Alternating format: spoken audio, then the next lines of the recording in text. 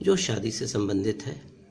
होता क्या है, बहुत बार ऐसा होता है, शादी हो जाने के बाद संतान प्राप्ति में बहुत विलंब होता है और संतान प्राप्ति में बहुत सारे उपाय करने के बाद भी संतान प्राप्ति में दिक्कतें आती हैं। और जब नए नए 1-2-3 साल बीतने के बाद जब कोई भी फीमेल कंसीव नहीं करती हैं तो थोड़ी सी परेशानियां बढ़ती हैं। ससुराल वाले के लिए भी परेशानियां बढ़ती हैं, ननिहाल वाले के लिए भी परेशानियां बढ़ती हैं और जो पति पत्नी हैं उनके लिए भी परेशानियां बढ़ती हैं। तो आज हम ये विश्लेषण करेंगे कि संतान विलंब होना या संतान बाधा, प्राप्ति में बाधा क्या है कारण।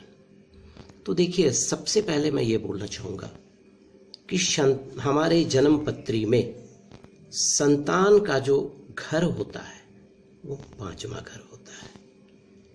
उसके बाद 5वें से जो 5वां घर होता है, 9वां, वो भी संतान का द्योतक होता है और 11वां घर वो भी संतान को रिप्रेजेंट करता है। पूछिए कैसे?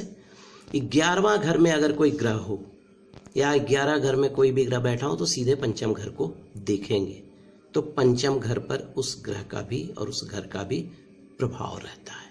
ठीक है, तो आइए विश्लेषण करते हैं क्या कारण हो सकता है कोई भी लड़की कंसीव नहीं करती है। देखिए, सबसे पहले अगर कंसीव हमको देखना है कि अगर वो लड़की कंसीव नहीं कर रही है, कि नई नई शादी हुई है या कुछ दिन बीत गए हैं, क्या कारण हो सकता है। तो सबसे पहले ये हम पता लगाएंगे 5th हाउस का पोजीशन। 5th हाउस में कौन से ग्रह बैठे हैं, उस घर के स्वामी कौन है, वो कहाँ पर बैठे हैं, किस नक्षत्र में बैठे हैं और पंचम घर पर कौन सी ग्रहों की दृष्टि है। तो ये सबसे बड़ा कारण होगा। ये इसको हम लोग सबसे पहले फाइंड आउट करेंगे। देखिए, अगर कुंडली में बृहस्पति की स्थिति अच्छी हो और सूर्य की स्थिति अच्छी हो तो पुत्र का वरदान मिलता है, पुत्र की प्राप्ति होती है। ठीक है, तो सबसे पहले ग्रह महादशा, इन चीज़ों का अवलोकन करेंगे। उसके बाद हम लोग मंगल को देखेंगे। मंगल, मैं पिछले एपिसोड में भी आपसे कहा कि Mangal is a planet of gestation. Mangal is a planet of zygote formation. अगर जाइगोट फॉर्मेशन नहीं होगा तो कहाँ से कंसीव करेगी कोई भी फीमेल। उसके बाद जो हार्मोनल जो हार्मोन्स वगैरह का जो प्रॉब्लम्स होता है, तो हार्मोन्स के लिए हम लोग अगर बृहस्पति को देखें, शुक्र को देखें, उसका भी अध्ययन करेंगे। लेकिन मंगल को देखना जरूरी है क्योंकि मंगल भ्रूण का निर्माण करता है। तो हम लोग अगर मंगल के दोष का निवारण करेंगे तो कुछ कुछ रास्ता आसान हो जाएगा। उसके अलावा पंचम पर देखना होगा कहीं राहु, केतु, शनि की क्रूर दृष्टि तो नहीं है। अगर ये दृष्टि है तो दिक्कतें आ सकती हैं कंसीव करने में। एक बात और ध्यान देना है कि अगर मान लिया संतान में विलंब हो रहा है तो केवल स्त्री की कुंडली का ही अवलोकन नहीं करेंगे, उसमें पुरुष की कुंडली का भी अवलोकन करेंगे। पुरुष की कुंडली में भी पंचम घर और सप्तम घर, पंचम घर स्पेशली को देखेंगे क्या कारण हो सकता है।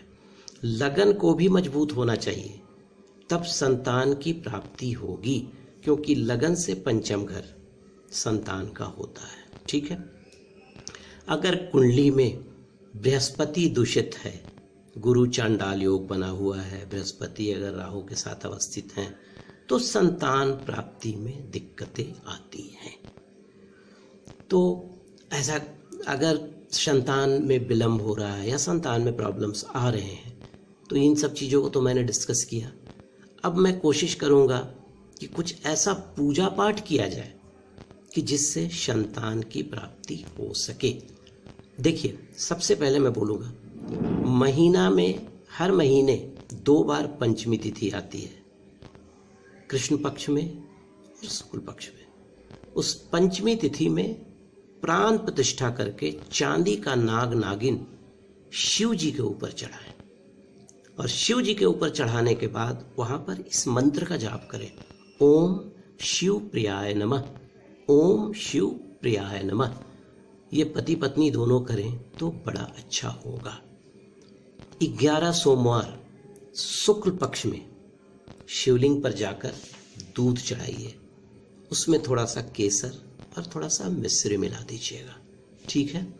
उसके बाद अगर पॉसिबल हो तो 51 डेज तक 2 हरे नारियल शिव जी को चढ़ाइए, ओम नमः शिवाय का जाप कीजिए, ठीक है। उसके बाद एक छोटा सा उपाय मैं बताता हूँ आपको। आप 5 गोमती चक्र ले लीजिए, उसको सफ़ेद कपड़े में बांधकर शुक्रवार को किसी भी जमीन के नीचे जाके दबा दीजिए 5 शुक्रवार तक। उसके बाद 4 आटे की गोलियां बनाइए, उसमें चीनी भर दीजिए और वो जाकर गाय को खिलाइए बृहस्पतिवार के दिन। उसके बाद पीपल और अगर आपके अगल बगल कहीं वट वृक्ष का पेड़ हो तो 3 महीने तक एक दीपक जलाइए और थोड़ा सा चीनी अर्पित कर दीजिएगा, फिर देखिए चमत्कार होगा।